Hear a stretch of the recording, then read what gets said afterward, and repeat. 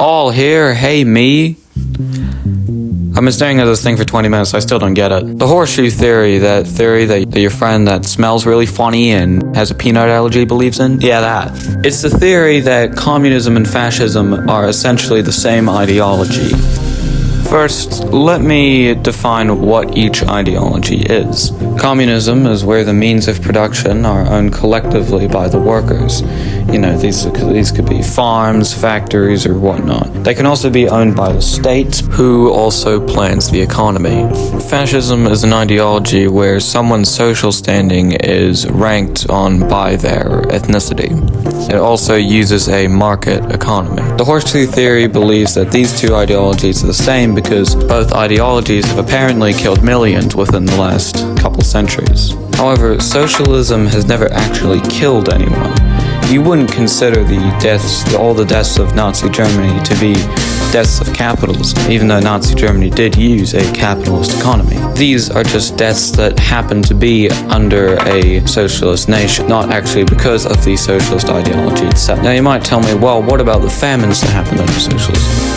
Most of those famines were not actually because of socialism. They were either because of poor agricultural practices, like in communist China, or events that were happening in the nation that the government didn't have any control over. I'll make another video about some other time, but these are just the basic ones. Meanwhile, deaths under fascism are directly caused because of fascism. The way fascism ranks people's social standings is off of their race. For example, in Nazi Germany, you'd have the Aryans at the top, honorable Aryans in the middle, then the Untermensch, which are basically the ones that need to be killed, such as Jews, Slavs, and Gypsies. Now, not every fascist country does have the Untermensch class, but many of them do. And so yes, those 12 million people that were killed in the Holocaust are deaths of fascism. Then there's the claims that both ideologies are inherently authoritarian. However, socialism isn't inherently authoritarian. Most nations under socialism that are authoritarian emerged out of war because they had a huge target on their back from the United States and other major powers in the world. They did have to act very authoritarian in order to stay their ground, or else they would have lost their power. However, a socialist nation can be fairly liberal in terms of how much control they have over their people. Cuba, for example, is a democratic country, yet it is still socialist. Fascism is very authoritarian, although really all it comes down to is these certain classes. For example, if you are at the top of the class, such as the Aryans in Nazi Germany, you may have not had much of a problem.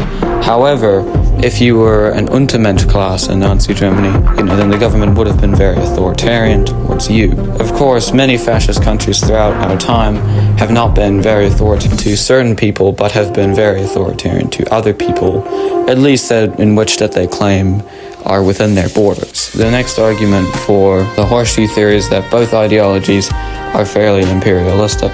Now, of course, we know fascism is imperialistic. Just look at Nazi Germany, fascist Italy, imperial Japan. And of course, fascist countries have been imperialist without actually invading any nations, since they've wanted to, but they've never been able to, such as Pinochet's Chile. And yes, socialist countries have invaded other countries before, with maybe little to no justification.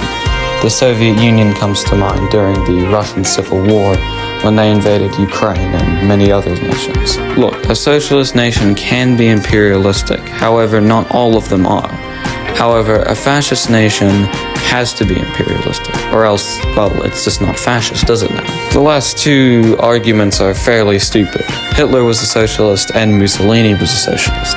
However, neither of them were. Hitler named his party the National Socialist Party so he would get the workers' vote.